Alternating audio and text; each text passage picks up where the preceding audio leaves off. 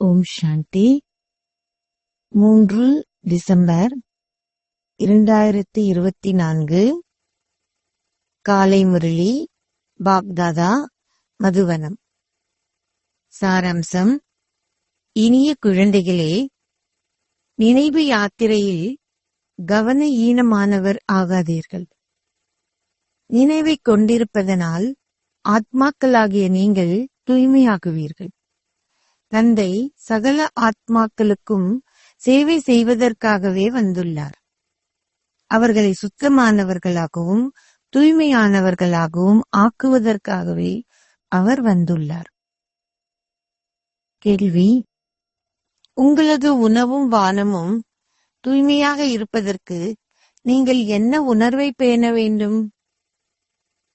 பதில்: நீங்கள் சத்திய பூமிக்கு செல்வதற்காகவும் மனிதர்களில் இருந்து தேவர்களாக மாறுவதற்காகவுமே பாபாவிடம் வந்துள்ளீர்கள் என்ற விழிப்புணர்வை கொண்டிருந்தால் உங்கள் உணவும் பானமும் தூய்மையாகும்.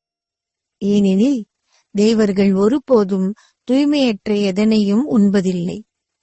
நீங்கள் சத்திய பூமியாகிய தூய உலகின் அதிபதிகள் ஆகுவதற்காகவே சத்தியமான பாபாவிடம் வந்துள்ளதால் நீங்கள் தூய்மையற்றவர்களாக ஆக முடியாது. ஓம் சாந்தி. ஆன்மீக தந்தை ஆன்மீக குழந்தைகளாகிய உங்களிடம் கேட்கின்றார். குழந்தைகளே, நீங்கள் இங்கு அமர்ந்திருக்கும் போது யாரை நினைவு செய்கின்றீர்கள்? நீங்கள் உங்களின் எல்லையற்ற தந்தையை நினைவு செய்கின்றீர்கள். அவர் எங்கே இருக்கிறார்? ஓ தூய்மையாக்குபவரே என நீங்கள் அவரை அழைத்தீர்கள். இந்நாட்களில் சந்நியாசிகளும் அழைக்கின்றனர், ஓ தூய்மையாக்குபவரே சீதா ராமா. தூய்மையற்றவர்களை தூய்மையாக்குகின்ற ராமா, வாருங்கள். சத்திய உலகம் தூய உலகம் எனவும், சத்திய யுகம் தூய உலகம் எனவும், கலியுகம் தூய்மையற்ற உலகம் எனவும் அழைக்கப்படுவதை குழந்தைகளாகிய நீங்கள் புரிந்து கொள்கின்றீர்கள். இப்பொழுது நீங்கள் எங்கு அமர்ந்திருக்கின்றீர்கள்? கலியுகத்தின் இறுதியிலாகும். இதனாலேயே நீங்கள் அழைக்கின்றீர்கள், பாபா வந்து எங்களை தூய்மையாக்குங்கள். நாங்கள் யார்? ஆத்மாக்கள். ஆத்மாக்களே தூய்மையாக்க வேண்டும். ஆத்மாக்களே தூய்மையாக வேண்டும். ஓர் ஆத்மா தூய்மையாகும் போது அவர் ஒரு தூய சரீரத்தை பெறுகின்றார். ஆத்மாக்களாகிய நீங்கள் தூய்மை அற்றவர்களாகும் போது தூய்மையற்ற சரீரங்களை பெறுகின்றீர்கள். இச்சரீரங்கள் மண் பொம்மைகளை போன்றவை. ஆனால் ஆத்மாக்களோ அழிவற்றவர்கள். ஆத்மாக்கள் இந்த அங்கங்கள் மூலமாகவே பேசுவதுடன் அழைக்கின்றனர், நாங்கள் மிகவும் தூய்மையற்றவர்கள் ஆகிவிட்டோம், வந்து எங்களை தூய்மையாக்குங்கள். தந்தை உங்களை தூய்மையாக்குகின்றார். ஆனால் ராவணன் ஆகிய 5 விகாரங்கள் உங்களை தூய்மையற்றவர்கள் ஆக்குகின்றன. நீங்கள் தூய்மையாக இருந்தீர்கள் என்பதையும் 84 பிறவிகள் எடுத்த பின்னர் இப்பொழுது உங்கள் இறுதி பிறவியில் உள்ளீர்கள் என்பதையும் தந்தை உங்களுக்கு இப்பொழுது ஞாபகப்படுத்தியுள்ளார். தந்தை கூறுகின்றார், நானே இம்மனித உலக விருட்சத்தின் விதையாவே. நீங்கள் என்னை அழைத்தீர்கள். ஓ பரமாத்மாவாகிய பரம தந்தையே, ஓ தந்தையாகிய கடவுளே, என்னை விடுதலை செய்யுங்கள். அனைவரும் தத்தமக்காக அழைக்கின்றனர். என்னை விடுதலை செய்து எனது வழிகாட்டியாகி அமைதி தாமமாகிய வீட்டிற்கு திரும்பவும் என்னை அழைத்துச் செல்லுங்கள். எவ்வாறு நிலையான அமைதியை கொண்டிருப்பது என சந்நியாசிகளும் கேட்கின்றனர். அமைதி தாமமே உங்கள் வீடாகும். அங்கிருந்தே ஆத்மாக்களாகிய நீங்கள் உங்களது பாகங்களை நடிப்பதற்காக கீழிறங்கி வருகிறீர்கள். சரீரங்கள் அன்றி ஆத்மாக்களே அங்கு உள்ளன. ஆத்மாக்கள் நிர்வாணமாக, அதாவது சரீரமற்றவர்களாக உள்ளனர். நிர்வான் என்றால் ஆடையின்றி இருப்பது என்று அர்த்தமல்ல. இல்லை, ஆத்மாக்கள் சரீரங்களன்றி நிர்வாணமாக உள்ளனர். தந்தை கூறுகின்றார், குழந்தைகளே, ஆத்மாக்களாகிய நீங்கள் ஒவ்வொருவரும் ஆத்மலோகத்தில் சரீரமின்றியே வசிக்கின்றீர்கள். அது அசரீரி உலகம் என அழைக்கப்படுகின்றது. நீங்கள் எவ்வாறு ஏணியில் கீழிறங்கி வந்தீர்கள் என்பது குழந்தைகளாகிய உங்களுக்கு விளங்கப்படுத்தப்பட்டுள்ளது. நீங்கள் அதிகபட்ச எண்ணிக்கையான 84 பிறவிகளை எடுக்கின்றீர்கள். ஆனால் சிலரோ ஒரு பிறவியை மாத்திரமே எடுப்பவர்களாக உள்ளனர். ஆத்மாக்கள் தொடர்ந்தும் மேலிருந்து கீழே வருகின்றனர். தந்தை கூறுகின்றார், நான் உங்களை தூய்மையாக்குவதற்காகவே இப்பொழுது வந்துள்ளேன். சிவபாபா பிரம்மாவின் மூலமாக உங்களுக்கு கற்பிக்கின்றார். சிவபாபாவே ஆத்மாக்களின் தந்தை ஆவார்.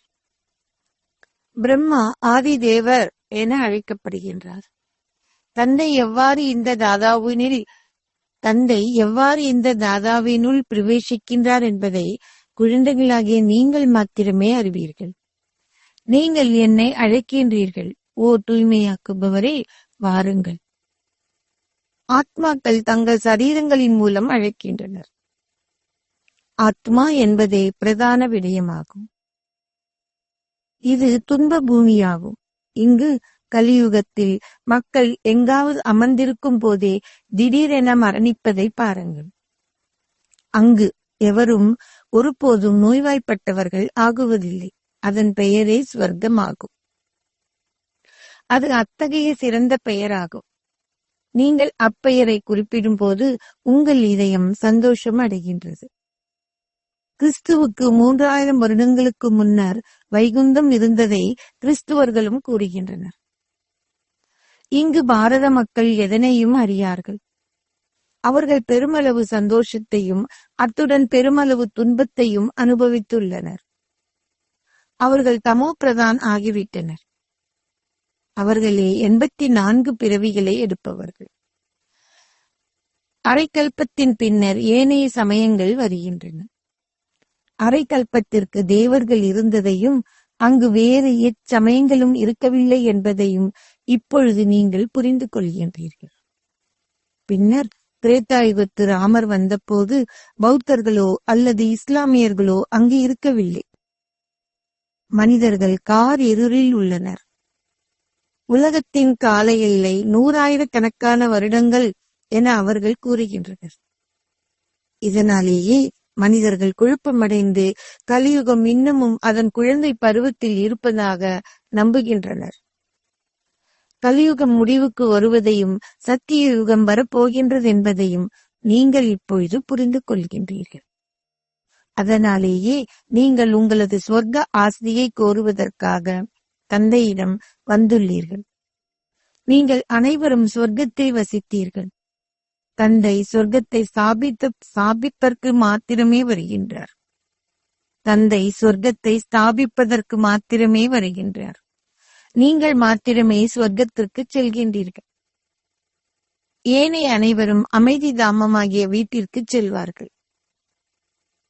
அதுவே சகல ஆத்மாக்களும் வசிக்கின்ற இனிய வீடாகும். பின்னர் அவர்கள் தங்களது பாகங்களை நடிப்பதற்காக இங்கு கீழிறங்கி வருகின்றனர். சரீரமின்றி ஓர் ஆத்மாவினால் பேச முடியாது. அங்கு ஆத்மாக்கள் சரீரத்தை கொண்டிருக்காததால் அவர்கள் மௌனமாக உள்ளனர். பின்னர் அரைக்கல்பத்திற்கு சூரிய வம்ச சந்திரவம்ச தேவர்கள் உள்ளனர். பின்னர் துவாபர கலியுகங்களில் மனிதர்கள் உள்ளனர். தேவர்களின் ராஜ்யம் இருந்தது. அவர்கள் இப்பொழுது எங்கு சென்று விட்டனர்? எவருமே அறியார்கள். நீங்கள் இப்பொழுது தந்தையிடம் இருந்து இந்த ஞானத்தை பெறுகின்றீர்கள்.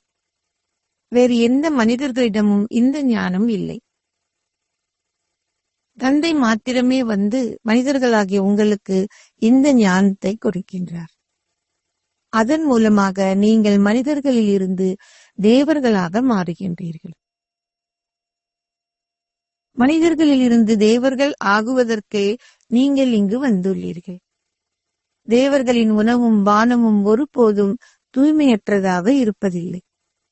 அவர்கள் ஒருபோதும் சிகரெட் போன்றவற்றை புகைப்பதில்லை. இங்கு தூய்மையற்ற மனிதர்கள் என்ன செய்கின்றார்கள் என கேட்கவே வேண்டாம். அவர்கள் அனைத்தையும் உண்கின்றார்கள். தந்தை இப்பொழுது விளங்கப்படுத்துகின்றார். முன்னர் இந்த பாரதம் சத்திய பூமியாக இருந்தது. சத்தியமான தந்தையே நிச்சயமாக அதனை ஸ்தாபித்திருக்க வேண்டும். தந்தை சத்தியமானவர் என அழைக்கப்படுகின்றார். தந்தை கூறுகின்றார், நான் மாத்திரமே இந்த பாரதத்தை சத்திய பூமியாக ஆக்குகின்றேன். நீங்கள் எவ்வாறு உண்மையான தேவர்கள் ஆகலாம் என்பதையும் நான் உங்களுக்கு கற்பிக்கின்றேன். பல குழந்தைகள் இங்கு வருகின்றனர். இதனாலேயே இக்கட்டடங்கள் போன்றவை கட்டப்பட்டுள்ளன. அவை இறுதி வரை தொடர்ந்தும் கட்டப்படும். பல கட்டடங்கள் கட்டப்படும், சில வாங்கப்படும். சிவபாபா பிரம்மா மூலம் இப்பணியை மேற்கொள்கின்றார். இது பிரம்மாவின் பல பிறவிகளின் இறுதி பிறவி என்பதால் அவர் அவலட்சணமானவர் ஆகிவிட்டார். பின்னர் அவர் அழகானவர் ஆகுவார்.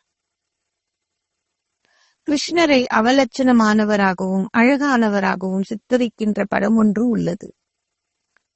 அருங்காட்சியகங்களில் பல பெரிய அழகான படங்களும் உள்ளன. உங்களால் இப்படங்களை எவருக்கும் மிகவும் நன்றாக விளங்கப்படுத்த முடியும். பாபா இங்கு ஒரு அருங்காட்சியகத்தை கட்டுவிக்கவில்லை.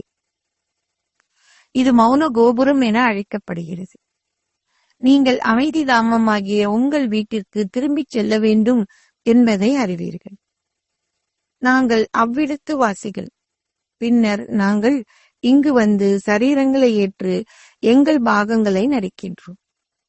அனைத்திற்கும் முதலில் உங்களுக்கு கற்பிப்பவர் ஒரு சாதுவோ அல்லது புனிதரோ அல்லர் என்ற நம்பிக்கையை குழந்தைகளாகிய நீங்கள் கொண்டிருக்க வேண்டும். இந்த தாதா சிந்திவாசியாக இருந்தார். ஆனால் உங்களுடன் பேசுவதற்காக அவரில் பிரவேசித்திருப்பவர் ஞானக்கடல் ஆவார். எவருமே அவரை அறியார்கள். அவர்கள் தந்தையாகிய கடவுள் என்று கூறுகின்ற போதிலும் அவருக்கு ஒரு பெயரோ அல்லது உருவமோ இல்லை என்றும் அவர் அசரீரியானவர் என்றும் கூறுகின்றனர். அவருக்கு ஒரு உருவம் இல்லை என்று அவர்கள் கூறி பின்னர் அவர் சர்வ வியாபகர் என்றும் கூறுகின்றனர். பரமாத்மா எங்கே இருக்கின்றார் என அவர்களிடம் கேளுங்கள். அவர் சர்வ வியாபகர் என்றோ அல்லது அவர் அனைவரிலும் இருக்கின்றார் என்றோ அவர்கள் பதிலளிப்பார்கள். ஓ, ஆனால் ஒவ்வொருவரினுள்ளும் ஒரு ஆத்மா இருக்கின்றார். அனைவரும் சகோதரர்கள். எனவே எவ்வாறு கடவுள் ஒவ்வொரு துணிக்கையிலும் இருக்க முடியும்? ஒவ்வொருவரினுள்ளும் ஆத்மாவும் அத்துடன் பரமாத்மாவும் இருப்பதாக நீங்கள் கூற முடியாது. நீங்கள் பரமாத்மாவாகிய தந்தையை அழைக்கின்றீர்கள். பாபா வந்து தூய்மையற்ற எங்களை தூய்மையாக்குங்கள். உங்கள் அனைவரையும் தூய்மையாக்குகின்ற இந்த தொழிலை, இந்த சேவையை வந்து செய்யுமாறு என்னை அழைக்கின்றீர்கள். இத்தூய்மையற்ற உலகிற்கு வருமாறு நீங்கள் எனக்கு அழைப்பு விடுக்கின்றீர்கள். நீங்கள் கூறுகின்றீர்கள், பாபா நாங்கள் தூய்மையற்றவர்கள். தந்தை ஒருபோதும் தூய உலகை பார்ப்பதில்லை. அவர் உங்களுக்கு சேவை செய்வதற்காகவே இத்தூய்மையற்ற உலகிற்கு வந்துள்ளார். இந்த ராவண ராஜ்யம் இப்பொழுது அழிக்கப்பட உள்ளது. ராஜயோகத்தை கற்கின்ற நீங்கள் அனைவரும் அரசருக்கெல்லாம் அரசர் ஆகுவீர்கள். அவர் எண்ணற்ற தடவைகள் உங்களுக்கு இதனை கற்பித்துள்ளார். அவர் எண்ணற்ற தடவைகள் உங்களுக்கு இதனை கற்பித்துள்ளார். அவர் உங்களுக்கு மீண்டும் 5000 வருடங்களின் பின்னரே கற்பிப்பார்.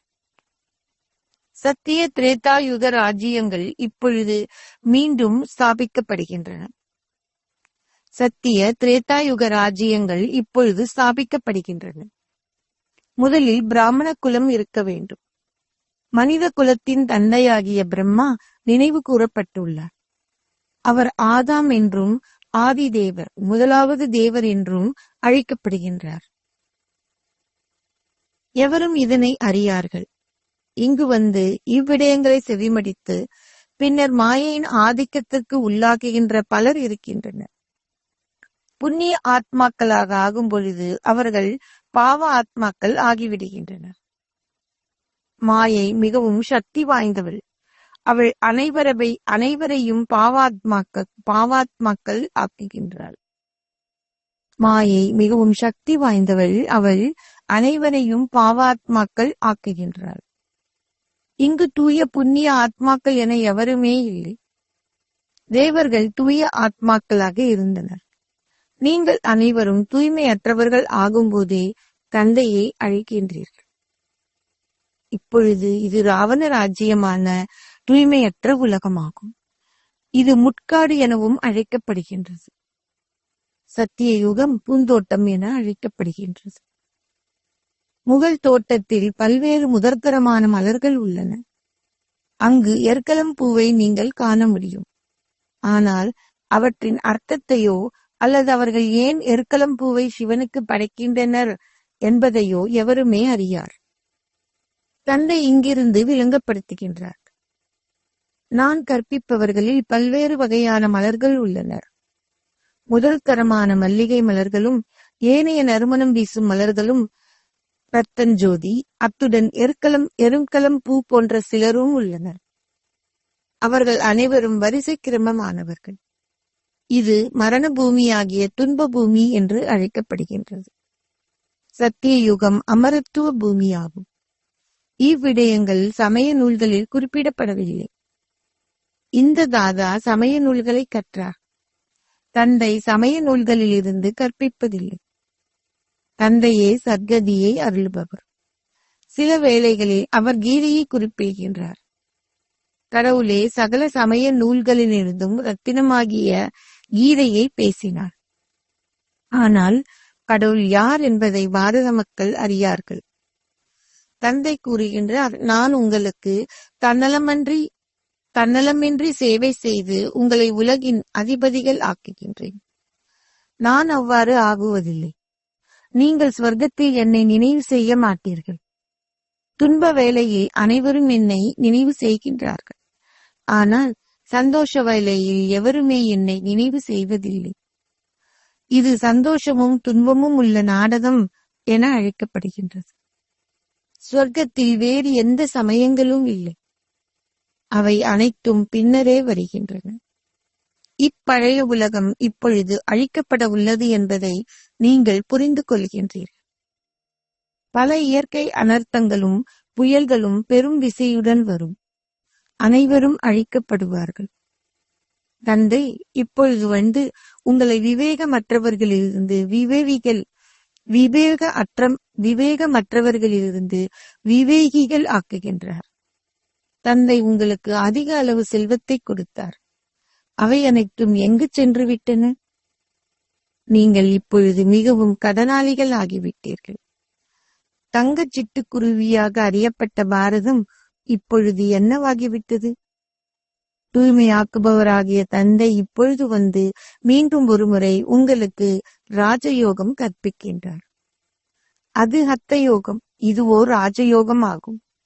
இந்த ராஜயோகம் ஆண் பெண் இரு பாலாருக்கும் ஆனதாகும். அந்த ஹத்த யோகமே ஆண்களால் மாத்திரமே கற்கப்படுகின்றது. தந்தை கூறுகின்றார், நீங்கள் முயற்சி செய்து நிச்சயமாக உலகின் அதிபதிகள் ஆகுகின்றீர்கள் என்பதை அனைவருக்கும் காட்ட வேண்டும். இப்பழைய உலகம் இப்பொழுது நிச்சயமாக அழியப் போகின்றது. இப்பொழுது சொற்ப காலமே எஞ்சியுள்ளது. அந்த யுத்தமே இறுதி யுத்தமாகும். அந்த யுத்தம் ஆரம்பித்து விட்டால் அது நிறுத்தப்பட மாட்டாது. நீங்கள் உங்களது கர்மாதித் ஸ்திதியை அடைந்து சொர்க்கத்திற்கு செல்வதற்கு தகுதி வாய்ந்தவர் ஆகும் போதே அந்த யுத்தம் ஆரம்பமாகும். மீண்டும் தந்தை கூறுகின்றார், உங்கள் நினைவு யாத்திரையில் கவன ஈனமானவர் ஆகாதீர்கள். இதிலேயே மாயை தடைகளை ஏற்படுத்துகின்றார். அச்சா, நல்லது. இனிமையிலும் இனிமையான அன்பிற்கு உரிய எப்போதோ தொலைந்து இப்போது கண்டுபிடிக்கப்பட்டிருக்கும் குழந்தைகளுக்கு உங்கள் தாய் தந்தையாக இருக்கும் பாப்தாதாவின் அன்பும் நினைவுகளும் காலை வந்தனங்களும். ஆன்மீக தந்தை ஆன்மீக குழந்தைகளுக்கு நமஸ்தே சொல்கிறார். ஆன்மீக தந்தைக்கு ஆன்மீக குழந்தைகளின் அன்பு நினைவுகள் மற்றும் நமஸ்தே. தாரணைக்கான சாராம்சம் 1.